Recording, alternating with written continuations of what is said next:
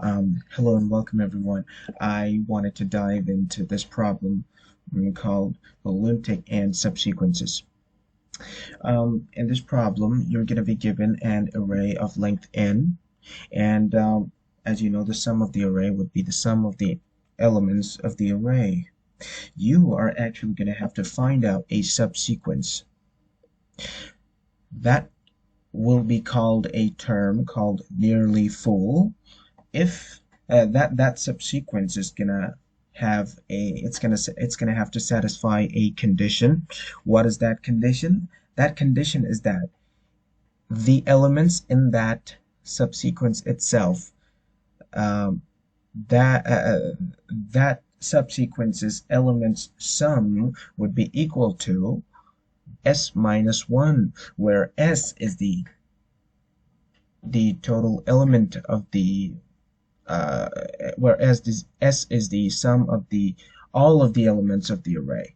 So that's the point, which means that you are going to have to find out the subsequences where the sum of each and every one of those subsequences would be less than the sum of the entire array's elements, and the difference between them have to be 1, which is defined here as minus 1. So I hope it's pretty understandable, but we are going to dive into each and every example to actually understand what's happening under the hood. Let's take a look. So the final objective would be to find the number of different subsequences, right? Let's take a look at the examples. Okay, before jumping on to the example, I just want to solve this I just want to explain this problem in a very different approach, where I will start by saying what's the exact answer of this problem is, and then I want to dive deeper onto why am I claiming it to be the answer. So okay, here's the magic word. The answer of this problem is just count the number of zeros and the number of ones, and then find out this equation. Find out this value of this thing that I just set here, which is 2 to the power of count of 1 times the count 2 to the power count of 0 times the count of 1. The count of 0 defines as the number of zeros are inside the array, inside the given array, and CNT of 1 defining the number of ones are available inside the given array. Now, the big question, why am I claiming it to be an answer? To find out the answer, or to find out why this is something that I'm claiming about the final answer, let's look at the examples now first. The first example was as you can see here, 1 2 3 4 5. Okay, the first here, this line here, it's called the position of the array. Okay, this is the value, exact value. So 1 2 3 4 5. Now, what do we think is the possible subsequence? Could be the possible subsequences that would result in a difference of 1. Now, if you look closely, if I just take this subsequence, okay, and compare with the original one, you see the difference is 1, and it's definitely less. So our final answer would be, can you make any other subsequences out of here? I don't think there's a possibility. So the answer would be only one subsequence. What is that subsequence? That subsequence having the position 2 3 4 5. This position 2 3 4 5. Okay, easy and simple. Now let's take a look at another example. Here we have 1 and 0, two values.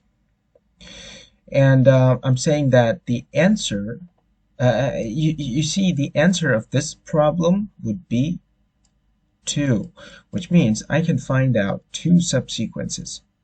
What are those two subsequences?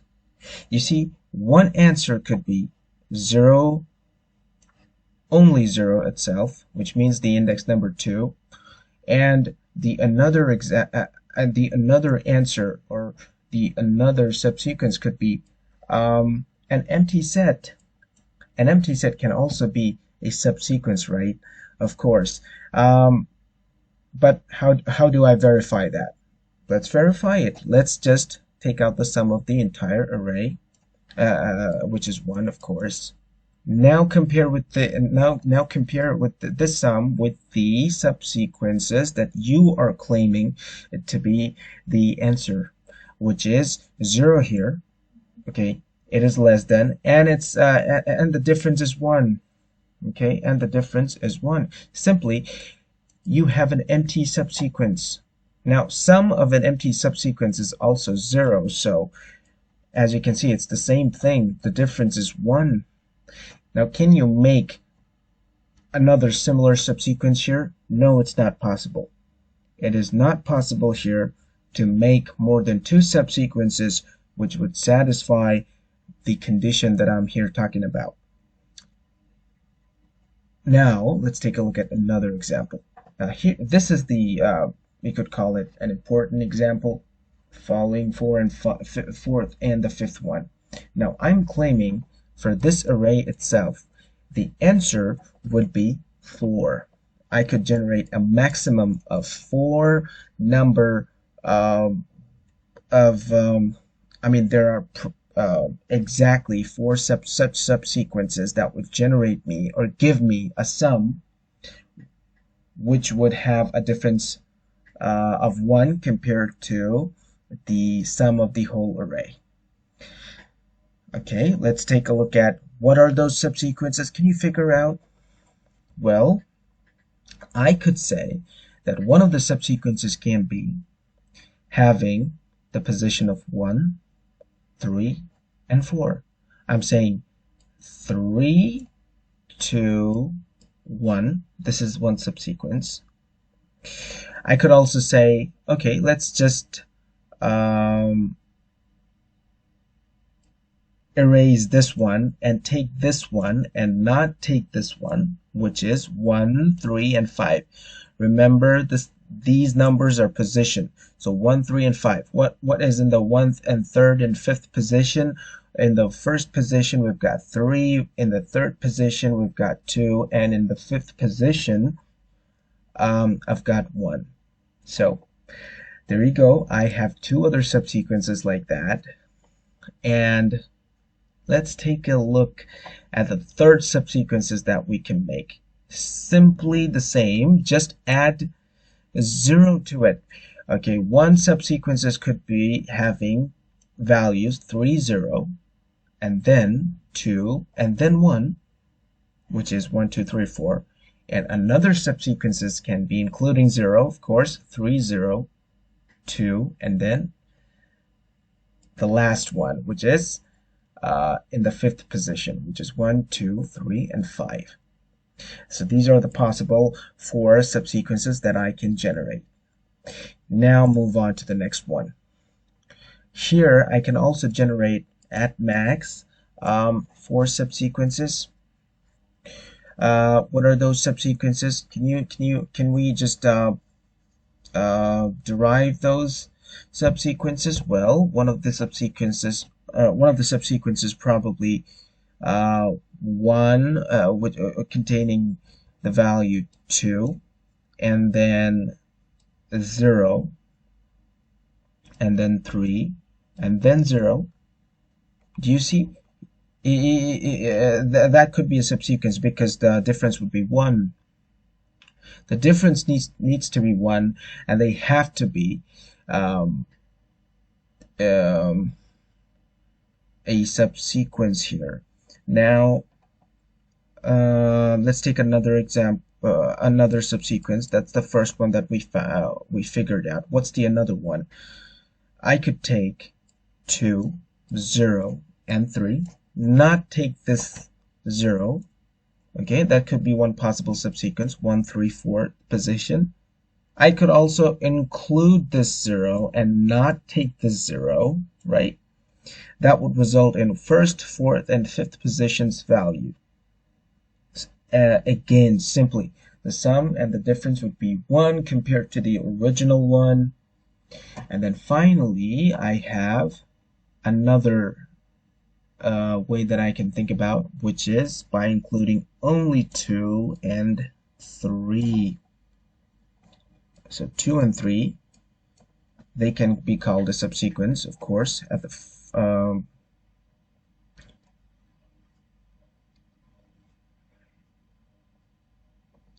I think I made a mistake here. Okay, 1 and 4, 1 and first and fourth position. So 2 and 3. Okay, 2 and 3. This value and this value, they are a subsequence, you could call it, because if you do the difference, you would see that the difference is 1. So these are the 4 possible subsequences that I can generate. The big question is, how are we actually trying to come up with this thing? Have you noticed something common in all of these examples? And you see, we were actually dealing more with the zeros and the ones, because they contribute much more to the subsequences when comparing with the condition. It's why would I even say such a thing? Because the thing is that zeros, the number of zeros and the ones, contribute more to make a subsequence that would have a difference of 1 when comparing with the original array. Now, why I'm claiming this thing is because it's pretty intuitive, because the difference is 1, so I'm going to have to take values and taking care of it in such a way that would result in the difference of 1, which means take values in such a way which would not include a single value 1. What do I mean by saying that? For example, let's take a common array. Okay, that here's the dots. Just imagine that these dots are some another values apart from the zeros and ones, and we have a couple of zeros and 4 zeros and 3 ones. You could imagine any number of ones and zeros here. The point is that they contribute much more to this whole finding out, these subsequences. How is that? Now, example, let's say we are about to generate a subsequence. What are we going to do? Definitely, we're going to have to include the values which are more than 1, right? It is pretty intuitive, because if you don't include it, the difference would be greater than 1. So it's natural to include all of them in your subsequences, all of those values in your subsequences which are greater than 1. Because then, if you don't, the difference between the subsequence, the difference would increase. That's as simple as that. Okay, so they would always contribute. Your possible subsequences would always contribute values which are greater than 1. Now that's this part. Now, what is left here? Ones and zeros. So probably the answer would lie in the combination of ones and zeros. Now, how are we approaching to this thing? We are going to do this. Okay. In the following way. Okay, we have 3 ones, but we are only going to take these 2 ones. and not take this one, and make our subsequences maybe then make our subsequences. Let's imagine just forget about the zeros here for now. Okay, so what I said, I won't take this one, and I will include these two ones in my subsequence. Now, in my subsequences, forget about the zeros for now. Will that be my one possible subsequences? Of course, yes, because I am not including this one, which would result in difference of this one, right? I hope you're getting to I hope you are understanding what I'm trying to say. Similarly, on the next phase, I could take these two ones and not take this one, not take the middle one. Similarly, I could take these two ones and not take the third one, right?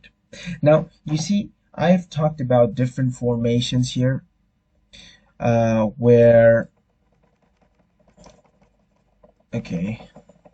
talked about different formations here where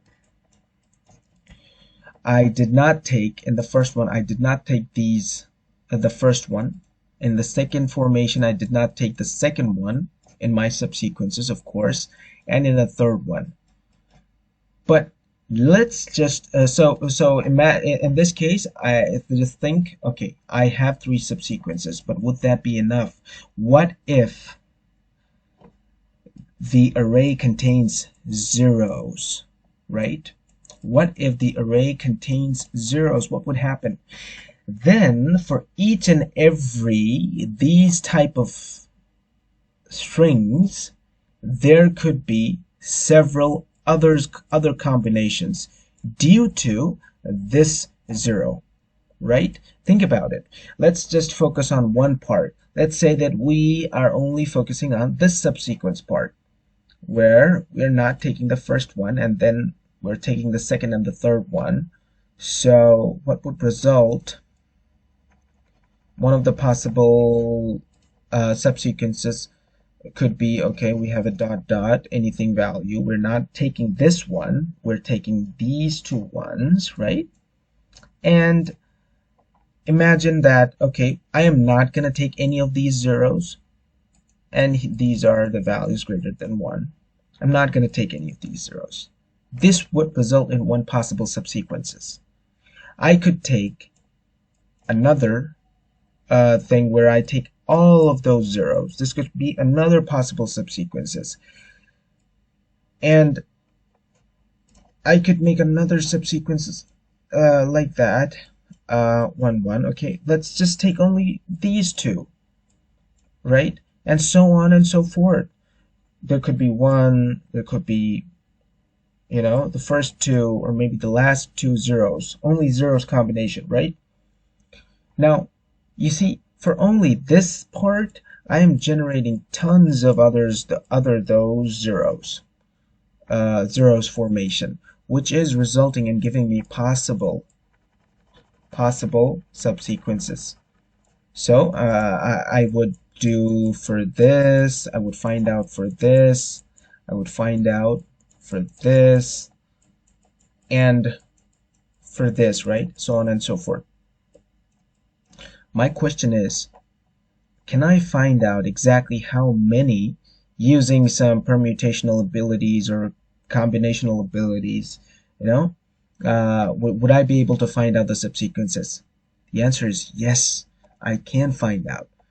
How am I going to be able to find out? Let's just focus on the zeros here. How many zeros do you think we can generate for this formation only? Just for this formation. How many zeros do you think we can generate? Let's say there are 3 zeros. If there are 3 zeros, I will treat them literally like this. I have 3 positions. I can either take the 0 to my inside my subsequence, or I am not going to take it. Similarly, I can take the subsequences in my position, take the 0 in my subsequence position, or not going to take this 0. 0 does not add any value, but it does add value in terms of generating subsequences. So here, imagine for this formation only, I have three positions. Each and every positions, zero can I can either take it or not take it, take it or not take it, take it or not take it. So what's the final output gonna be? It will be 2 times 2 times 2. Why it's times 2? Because I am trying to find out all the possible combinations here. Okay, so what it's like find out all the possible sets, you could call it. You have a set of 3 zeros, you are going to find all the possible formations this set has. You would have empty set, then you would have single values, then you would have 1 2 1 3 and 2 3, right? Then all of those combinations, how do you find out these things? You take a look at whether they exist, whether I'm going to take this thing in my position or not, and then you multiply it. That's exactly what you're doing. What is this exactly? 2 times 2 times 2 is actually 2 to the power of 3. Now, what is 3? I will say this 3 is the number of zeros. I have 3 positions where I have zeros. So the answer, each and every position, I have 2 options. I can either take that 0 or I cannot take that 0. I have 2 positions, 2 to the power 3. What is that 3? These are the possible positions that I have of 0. And I can take that 0 or not take that 0 and make it my part of subsequence.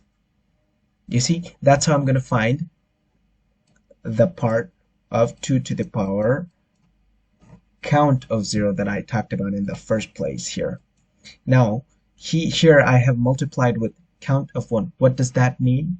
That means, you see, I only talked about one formations here, where I'm not going to take that one and then take this one and this one.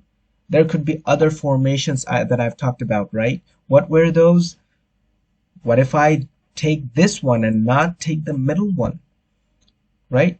What if I take the last, what if I don't take the last one and take only the first 2 ones? How do you think the possible formations are going to be? It's going to be the number of ones. There could be the number of ones of such possibilities. What I mean by is that, let's say I have 3 ones, so I have 3 possibilities of generating like this. I can either do this, or I can either do this, or I can either do this. For this thing, this could be one possible formation, one possible, and one possible. And for each and every one of those, I can have several zeros, combination. How do I find out? This part is the count of 1. How many ones I have? I have 3 ones, so 3 possible combinations where each and every combination is not taking one value, a element, that is 1. It is not taking a element. Remember, a element, but in different positions. How many positions are there? The count of 1 positions. Right? For each and every one of those, I am generating the zeros combination, all possible. What are that? 2 to the power count of 0. That's exactly what I've talked about. Now, what would be the final answer? Of course, it's going to be multiplication. I'm finding out for all of those ones formation, how many zeros I can generate. So they would contribute to my answer. So that's why the answer is this one. Okay, let's take a look at the code section here. I think it's not that hard to code. You will take the values of n. You take the number of elements, you take the values, and then just simply count the number of zeros and ones, and then the binary exponentiation. I applied a simplified iterative algorithm to find out 2 to the power n. You could also use, bitwise. I think that would also give you, an edge on the time complexity. or maybe faster execution. Uh, that's how you count 2 to the power 2 to the power count of 0 and then times the count of 1. So that's the final answer. I hope I made you understand. I think the video is way too long, but I hope you did understand and enjoyed the solution. Thank you very much. It's been an honor.